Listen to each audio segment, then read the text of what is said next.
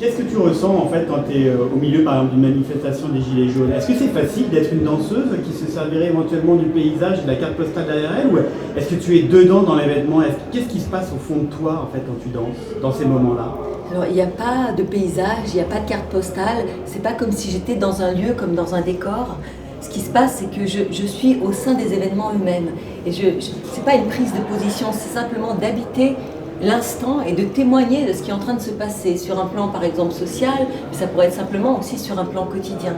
Et par exemple dans ces danses des Gilets jaunes, moi à ce moment-là j'ai aucune peur, il y a des choses assez dangereuses potentiellement qui sont en train de se passer, il y a des violences, il y a une certaine tension, et moi j'entre dans ce milieu comme dans un univers qui passe à travers moi finalement, que je danse sans savoir exactement ce qui est en train de se passer. C'est la surprise.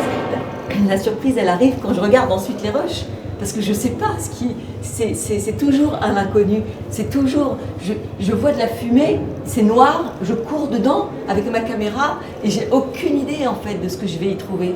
Je pose la caméra dans la fumée et je commence. Et après, des gens viennent derrière moi, je ne sais pas qu'ils arrivent, ils dansent.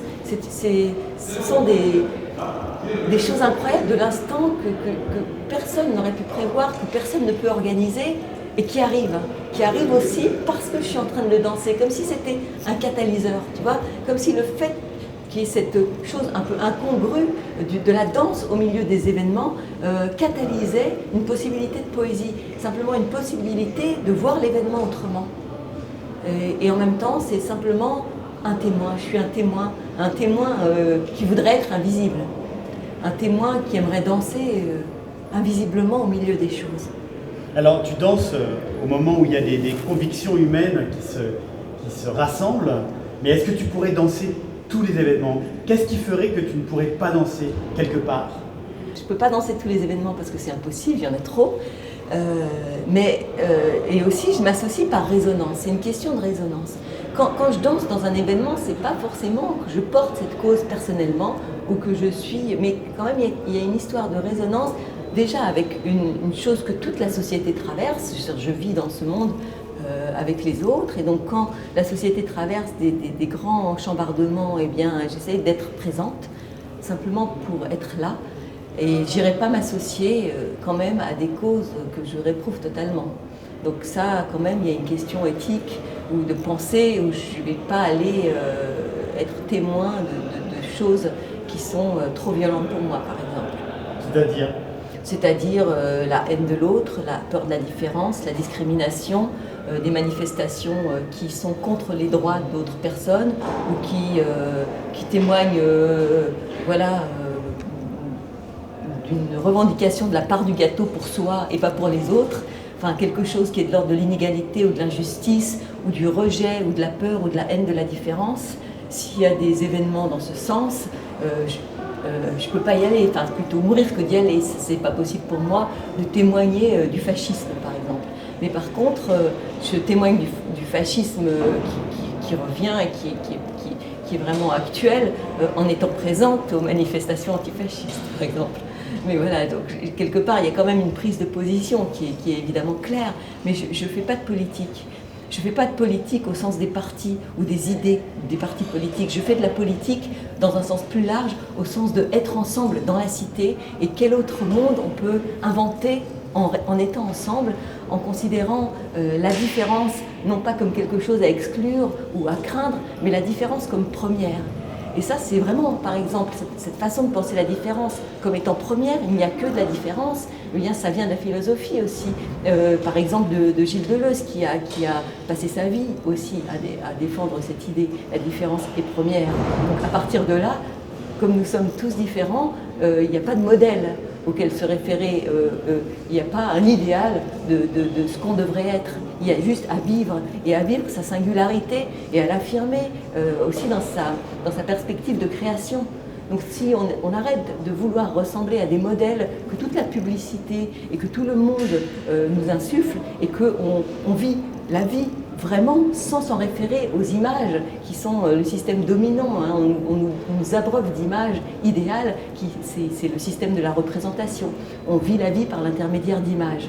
Et si on arrête de vivre la vie par l'intermédiaire d'images, mais qu'on se connecte profondément à l'expérience sensible première et qu'on ne sait pas encore ce qui va arriver, alors d'autres choses sont possibles et d'autres façons d'être ensemble sont possibles et d'autres mondes sont possibles. Et la minute de danse, c'est ça.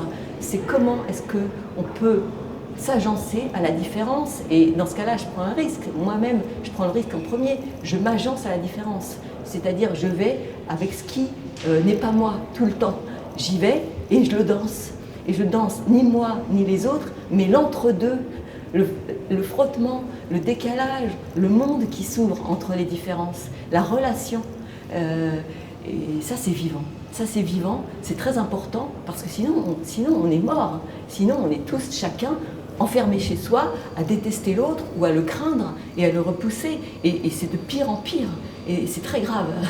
C'est très grave. On fait ça avec les gens, mais on fait ça aussi avec la nature. Parce que l'humain qui se pense comme supérieur à la nature la dénigre et l'exploite. Mais là, si on n'est pas différent, enfin, je veux dire, on est différent, mais si on est aussi relié par cette relation profonde qui est éthique, tout le système est bousculé. Et ça passe par l'expérience sensible, ça passe par la création, ça passe par la vision poétique, ça passe par l'imaginaire, ça passe par la résonance. Et ça, c'est politique. D'affirmer ça au quotidien, que je sois crevée, que j'en peux plus, ou que je sois en pleine forme, quels que soient mes états, j'y vais, j'affirme qu'il faut que la vie passe et qu'il ne faut pas rester cloîtré dans son terrier, mais voir ce qui est possible quand on sort le nez un tout petit peu des lignes de notre quotidien, de nos habitudes, etc. C'est un immense engagement pour moi, mais en même temps dérisoire du point de vue de la situation mondiale. C'est rien, c'est une poussière, une infime action. Mais si je ne la faisais pas, je ne sais pas si je pourrais vraiment continuer comme ça.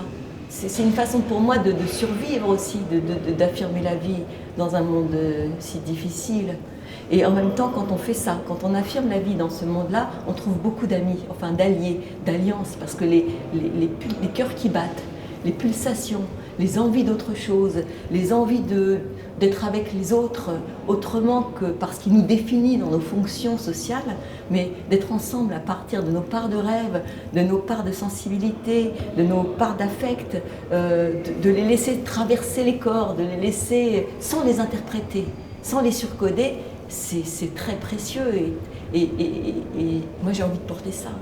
J'ai envie de porter ça, cette possibilité pour ne serait-ce qu'une minute de guérir quelque chose de la vie, de guérir cette maladie du monde, de la séparation généralisée, de l'image généralisée comme expérience de la vie. C'est-à-dire qu'il n'y a plus d'expérience de la vie, il n'y a que de l'expérience de l'image de la vie.